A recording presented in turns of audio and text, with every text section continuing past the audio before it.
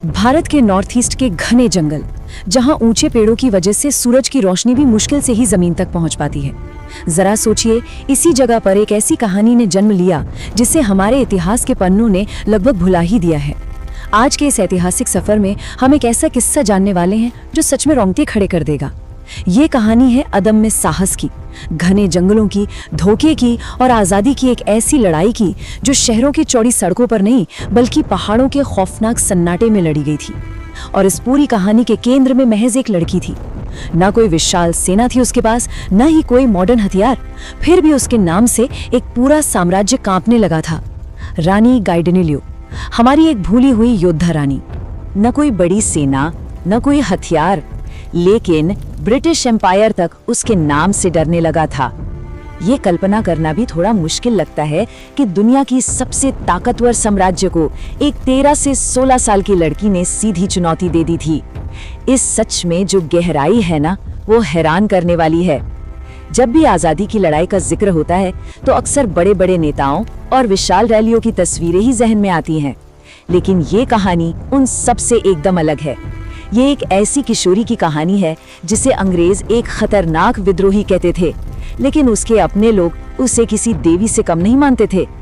आइए बिल्कुल शुरुआत से समझते हैं कि आखिर इस बगावत की चिंगारी कैसे भड़की। अध्याय 1, जंगलों की बेटी। नॉर्थ ईस्ट भारत के पहाड़ी इलाकों के एक छोटे से गांव में 1915 में गाइडनेलियो का जन्म हुआ। बचपन से ही जंगलों की आज़ादी और पहाड़ों की हवा ही उनकी पूरी दुनिया थी। लेकिन इन हरे भरे पहाड़ों पर भी ब्रिटिश राज का काला साया तेजी से फैल रहा था। भारी टैक्स, लोगों की संस्कृति पर प्रहार और हर तरफ खौफ का माहौल। इसी बीच 1920 के दशक के आखिर में उस युवा लड़की की मुलाकात हाइपो जादूनांग से हुई। जादूनांग एक ऐसे नेता थे जो अपने लोगों को एकजुट कर रहे थे।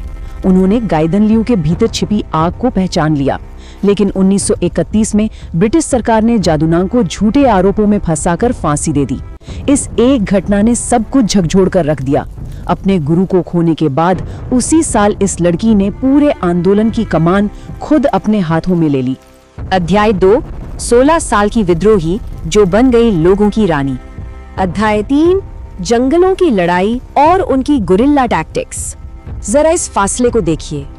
एक तरफ दुनिया का सबसे शक्तिशाली ब्रिटिश साम्राज्य जिसके पास मॉडर्न हथियार और एक विशाल, पूरी तरह से अनुशासित सेना है, और दूसरी तरफ महज 16 साल की एक किशोरी, घने जंगल की धुंध, मूसलाधार बारिश और खुफिया पहाड़ी रास्ते।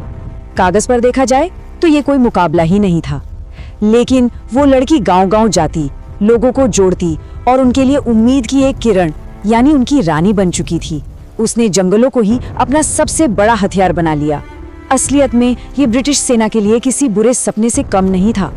रानी की छोटी सी सेना ने प्रकृति को ही अपने पाले में कर लिया था। उनके युद्ध करने का तरीका बेहद आक्रामक था। अचानक और जोरदार हमला करना और फिर पलक झपकते ही घने जंगल में गायब हो जाना, गुप्त ठिकानों का बेहतरीन इस्तेमाल करना और ऐसे छुपे हुए पहाड़ी रास्तों से गुजरना जिनके बारे में अंग्रेजों को कोई अंदाजा तक नहीं था। ब्रिटिश अधिकारी सच में पूरी तरह से हताश हो चुके थे। उनकी अपनी आधिकारिक रिपोर्टों में लिखा जाने लगा था कि ये लड़की पूरे इलाके में विद्रोह की भयंकर आग फैला रही है। वो अब केवल एक विद्रोही नहीं बल्कि पूरे ब्रिटिश एम्पायर के लिए एक बहुत बड़ा खतरा बन चुकी थी। अध्याय 4, धोखा और कैद, जो हर विद्रोह की सबसे बड़ी कमजोरी होती है। इतिहास गवाह है, किसी भी बड़े विद्रोह को बाहर के दुश्मन नहीं बल्कि अंदर के धोखे मार देते हैं। रानी की सबसे बड़ी ताकत उनका जंगल और उनका गुप्त ठिकाना था। लेकिन क्या हो जब कोई अपना ही उस ठिकाने का पता दुश्मनों को बता दे। रात का समय था। जंगल में एक अजीब सी खामोशी छाई हुई थी, बिल्कुल वो सन्नाटा जो किसी भयानक तूफान के आने से ठीक पहले होता है। किसी मुखबिर ने ब्रिटिश सेना को उस गुप्त ठिकाने की एकदम सटीक जानकारी दे दी थी। रानी और उनके साथी उस अंधेरी रात में उस शांत जंगल में मौजूद थे, बिल्कुल अनजान कि मौत उनके दरवाजे पर दस्तक दे चुकी है। और फिर अचानक चारों तरफ से गोलियों की गगनभेदी आवाजें गूंज उठी। ब्रिटिश सैनिकों ने उस दूर दराज के ठिकाने को पूरी तरह से घेर लिया था। भारी बारिश, चारों तरफ मचने वाली चीख पुकार, अफरा तफरी और भयानक अंधेरा। बाहर निकलने का कोई रास्ता ही नहीं बचा था। गोलियों की बारिश के बीच वो शांत जगह एक पल में खूनी संघर्ष में तब्दील हो गई। और उस भयंकर तबाही के बिल्कुल बीचों बीच अगर कोई खड़ा था तो वो थी रानी गाइडिनेल्यू। उन्होंने हार नहीं मानी। उन्होंने आखिरी दम तक उस घेरे को तोड़ने और लड़ने की पूरी कोशिश की। लेकिन सेना बहुत बड़ी थी और चारों तरफ से घेराबंदी एकदम अटूट थी। एक लंबी और भयानक जद्दोजहद के बाद आखिरकार जंगलों की उस रानी को बंदी बना लिया गया। महज 16 साल, जी हाँ, जब उन्हें पकड़ा गया और अदालत में पेश किया गया तब उनकी उम्र सिर्फ 16 साल थी। एक 16 साल की बच्ची का खौफ इतना ज्यादा था कि ब्रिटिश साम्राज्य अब कोई भी जोखिम नहीं उठाना चाहता था। उसी छोटी सी उम्र में अंग्रेजों ने उन्हें उम्र कैद की खौफनाक सजा सुना दी। और इसके बाद शुरू हुआ एक लंबा अंतहीन दर्द, पूरे 14 साल।